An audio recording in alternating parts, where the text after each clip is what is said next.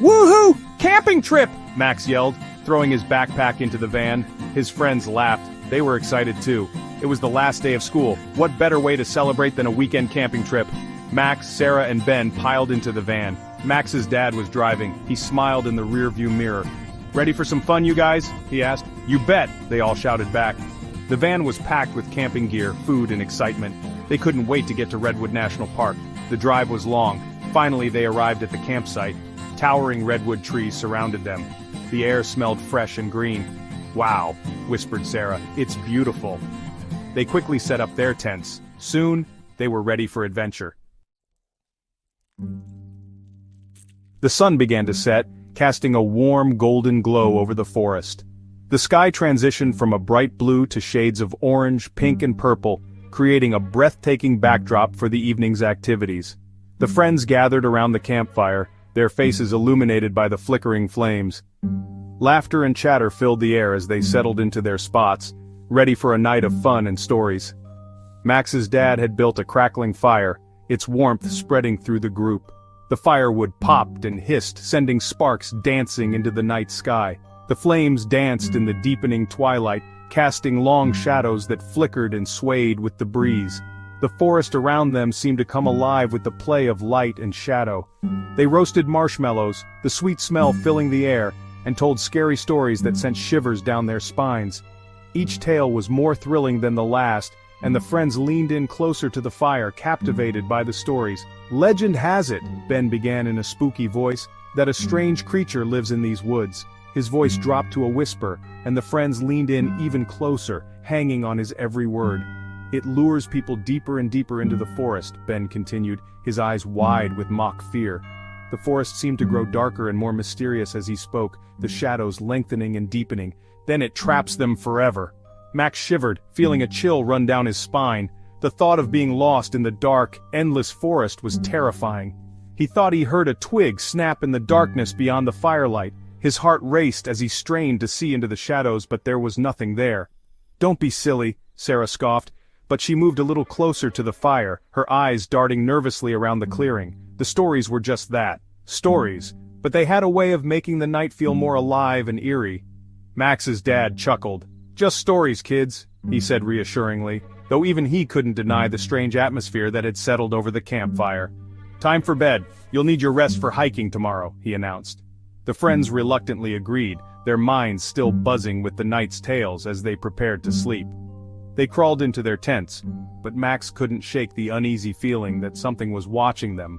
The forest outside seemed to whisper and rustle, and every sound made his heart pound faster. As he lay there, staring at the tent's ceiling, he couldn't help but wonder if the stories were more than just tales.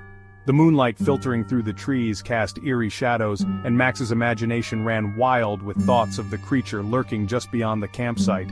Sleep didn't come easily that night. Max tossed and turned, every rustle of leaves and snap of twigs outside making him jump. He tried to convince himself it was just the wind, but the stories had left a lasting impression. Finally, as the first light of dawn began to break through the trees, Max felt a sense of relief. The forest that had seemed so menacing in the dark now looked peaceful and inviting. He took a deep breath, ready to face the new day and the adventures it would bring. Max woke up in the middle of the night. Something felt wrong. He couldn't quite place it, but there was an unsettling feeling in the pit of his stomach. The forest, usually a place of solace and adventure, now seemed to hold an air of mystery and unease. He could hear Sarah and Ben breathing softly in their tents. The rhythmic sound of their breaths was oddly comforting, yet it did little to quell the growing sense of dread. He peeked outside, hoping to find some reassurance in the familiar surroundings. The fire had died down to glowing embers, casting a faint warm glow around the campsite. The once roaring flames were now just a memory, leaving behind a quiet, almost eerie silence. Then he saw it. A strange light flickered between the trees. It was unlike anything he had ever seen before, a mesmerizing dance of colors that seemed to defy the natural order of the forest. It was like nothing he had ever seen before. The light was both beautiful and terrifying, a beacon that called out to him, urging him to uncover its secrets, a pale, bluish light that pulsed faintly. It seemed almost alive, breathing in sync with the forest around it. The light's gentle pulsations were hypnotic, drawing him in with an irresistible allure. Curiosity got the better of him. Despite the fear gnawing at his insides, he felt an overwhelming need to investigate. What could be the source of such an otherworldly glow? He crawled out of his tent and crept towards the light. Each step was cautious, his senses heightened by the adrenaline coursing through his veins. The forest floor was damp and cold beneath his feet, adding to the surreal atmosphere. "Hey, wait up!" whispered Sarah, joining him. Ben followed close behind. Their presence was a comfort, a reminder that he wasn't alone in this strange journey. The light seemed to dance ahead of them, leading them deeper into the forest. It moved with an almost playful energy, as if it were aware of their pursuit and was inviting them to follow. The trees grew thicker, blocking out the moonlight. The deeper they went, the darker it became, until the only illumination came from the mysterious light ahead. "I don't like this," whispered Ben, his voice trembling. The fear in his voice was palpable, a stark contrast to the curiosity that drove Max forward. But Max was determined to find the source of the mysterious light. He couldn't shake the feeling that this was something important, something that could change everything. With a deep breath, he pressed on, ready to face whatever lay ahead. Finally, after what felt like hours of wandering through the dense forest, they stumbled into a clearing. The trees parted, revealing an open glade bathed in an almost ethereal light. The light was brighter now, illuminating a large, strange structure in the center of the clearing. It stood out starkly against the natural backdrop, as if it didn't quite belong there. It was a circular platform made of massive, ancient-looking stones. Each stone was weathered and covered in moss, yet they seemed to emanate a certain power, a presence that was almost palpable. Weird symbols were carved into the surface of the stones. These symbols were unlike anything they had ever seen before, intricate and mysterious, almost as if they were alive. The symbols seemed to writhe and shift in the eerie light, casting strange shadows that danced across the platform. It was as if the stones were trying to communicate, to tell a story long forgotten. "What is this place?" gasped Sarah, her eyes wide with fear and wonder. She had never seen anything like it, and the sheer strangeness of the scene sent chills down her spine. The air felt heavy, charged with a strange energy that seemed to hum just below the surface. It was as if the very atmosphere was alive, pulsating with an ancient power. Max cautiously stepped onto the platform, his heart pounding in his chest. He could feel the warmth of the stone beneath his feet, a warmth that was both comforting and unsettling. The stone felt oddly warm beneath his feet, almost as if it were alive. He could feel a faint vibration, a subtle hum that seemed to resonate with his very being. The symbols seemed to glow brighter as he stood there.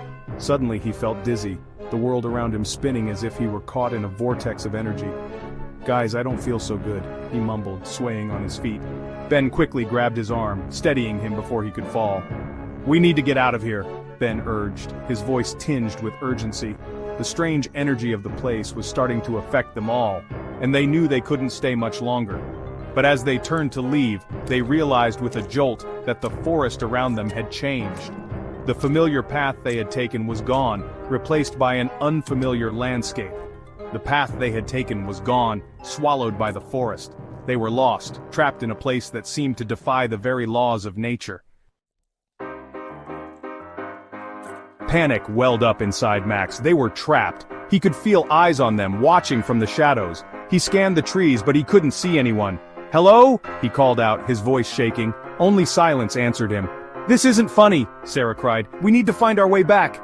They wandered through the forest, desperate to find a way out, but every path they took led them in circles. The trees seemed to press in on them, their branches like grasping claws. Strange sounds filled the air, rustling leaves, snapping twigs, and low growls that seemed to come from the earth itself. Max was sure now that they were being watched. Something was out there, lurking in the darkness, herding them deeper into the woods. Hours passed, or maybe it was only minutes. Time seemed to have lost all meaning in this strange and terrifying place. The friends were exhausted and terrified. "We're never going to get out of here," Sarah sobbed, collapsing onto a fallen log. "Don't give up," Max said, trying to sound braver than he felt. But even he was starting to lose hope.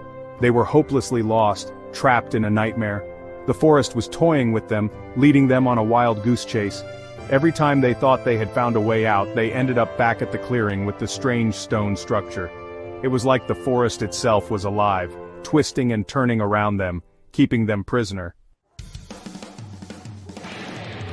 Suddenly Max had an idea. "The symbols!" he shouted. "Maybe they hold the key to getting out of here." He raced back to the stone platform, Sarah and Ben on his heels. He studied the glowing symbols, trying to make sense of them. And then he saw it. A pattern, repeating itself among the strange markings. He traced the pattern with his finger, feeling a surge of energy. The ground beneath them rumbled. The symbols flared, bathing the clearing in blinding light. And then, just as suddenly, everything went silent and dark. They were no longer in the clearing. They were back in the familiar campsite, the first rays of dawn painting the sky with color. They stumbled back to their tents, exhausted and shaken to their core. Max's dad was already awake, making breakfast. He looked up in surprise. "Where were you kids?" he asked. They hesitated, then decided not to tell him about their terrifying ordeal. What good would it do? Who would believe them? They packed up their gear and left the campsite, eager to put the nightmare behind them. But as they drove away, Max couldn't shake the feeling that they weren't truly alone. He could have sworn he saw a pale bluish light flicker in the rearview mirror. Back home, things weren't quite right. Max started having nightmares. He would wake up in a cold sweat. The image of the strange symbols burned into his mind. Sarah couldn't shake the feeling of being watched. She kept seeing shadows moving in the corner of her eye. And Ben? He started drawing strange, intricate patterns that looked eerily familiar. When they asked him about it, he just shrugged and said he didn't know where they came from. The camping trip was over, but the terrifying events of that night continued to haunt them. They had escaped the forest, but had the forest truly let them go? Or was something else waiting, something far more sinister?